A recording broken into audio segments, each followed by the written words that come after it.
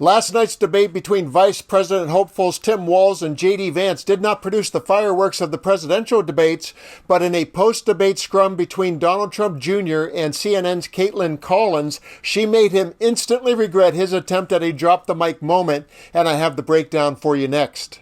Donald Trump Jr. is often credited with influencing his father's choice to add J.D. Vance to the Republican ticket, and it's been mostly a disaster. So, of course, he would make himself available to any microphone after the debate in order to stick his finger in the dike of campaign disrepair and stop the flood of criticism. Let's see how that went.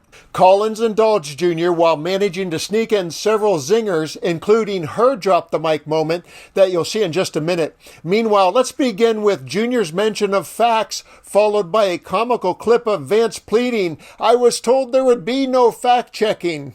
How do you think he did tonight?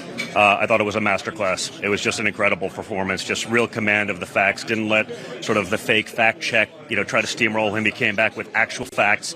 And just to clarify for our viewers, Springfield, Ohio does have a large number of Haitian migrants who have legal status, protected status. Well, Margaret, but thank you, Senator. We have so much to get to. Margaret, I think it's important because we're going to turn out of the economy. Thank Margaret, you. the rules were that you guys weren't going to fact check.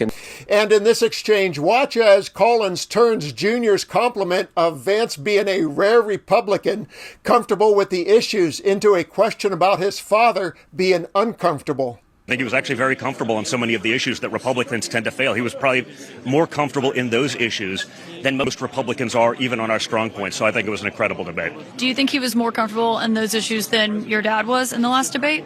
Well, I don't think, it wasn't necessarily a 3-on-1 debate. Those rules were not enforced with my father. I think what happened in his debate was absolutely disgusting.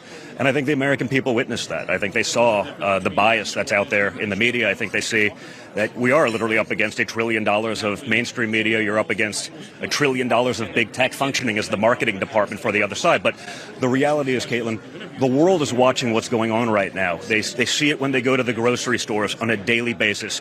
In that exchange, you may have noticed that Don Jr. revealed that he's just a parrot of Don Sr., infusing the conversation with disaster, claiming there's $1 trillion conspiracy against them, and rambling into a talking point that was not even adjacent to what they were speaking about. And the drop the mic moment is coming up next, but first I want to share one more odd spin that Jr. put on the debate that does not hold up to scrutiny. I will let the clips speak for themselves. JD's debate performance tonight totally speaks for itself. The reality is this. I commented on Twitter. I'm watching. Tim Walz is listening to JD. I think he's voting for us. He was nodding along in agreement on all of the things that JD was saying because he actually spoke with facts. He called out all of the nonsense. And I think it was an absolute masterclass performance. May I respond to that? First of all, Governor, I agree with you. And I actually think, I agree with you. I think you want to solve this problem. Sir, a lot of what Kamala Harris proposes to do, and some of it, I'll be honest with you, it even sounds pretty good. And finally, Collins mentions how civilized the debate was, and that somehow triggers Jr. into a diatribe about radicalized media, and that led her to resurfacing the J.D. Vance words that will always haunt the Trump campaign. You may not like everything that he says. You may not always like his demeanor, but the dictators of the world understood strength. They understood the resolve that we saw after he got shot in the face coming back to fight.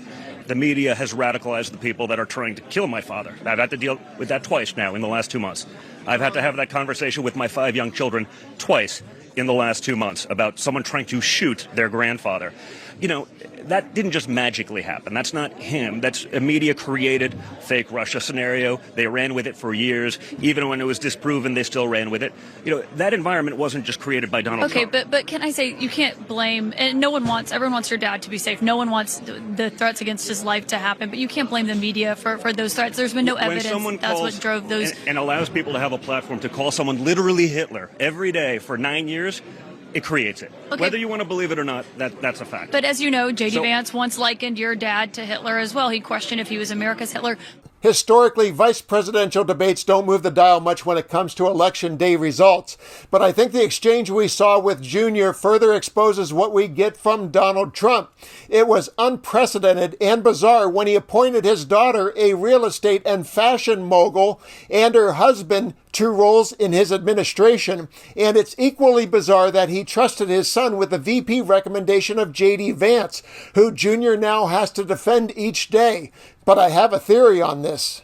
Donald Trump has trust issues. He has screwed over so many people in his career, and because his relationships are 100% transactional, he knows that he can't be trusted, so he naturally assumes that others can't be trusted.